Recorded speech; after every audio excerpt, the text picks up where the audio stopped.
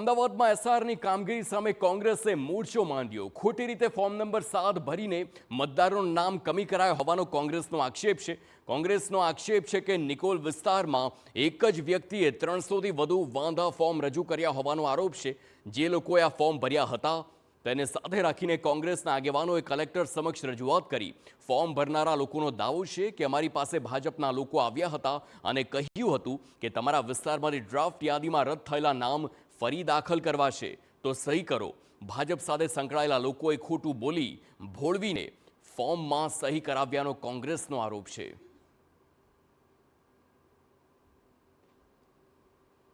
જે આ ભારતીય જનતા પક્ષના પ્રમુખ છે, જે ત્યાંથી લડે છે ચૂંટણી, એમાં પણ ઘણા બધા અમારા બૂથ આવે છે, તો ત્યાંથી પકડ્યું છે। એમાં બેઝિકલી એવું થયું છે કે ત્યાંના અમુક લોકોને મિસગાઈડ કર્યા છે ટોટલ, અને મિસગાઈડ કરીને એ લોકો પાસે 300 400 ફોર્મ ભરાયા છે। એ લોકોને જ્યારે ખબર પડી ત્યારે એ લોકો અમારા કાર્યકર્તાઓની પાસે આવ્યા અને એમણે એમની ભૂલ કબૂલી કે અમારાથી ખોટું થઈ ગયું છે, એટલે અમે એમની પાસે એફિડેવિટ કરાવીને પર્સનલ એમને લઈને આવ્યા છે।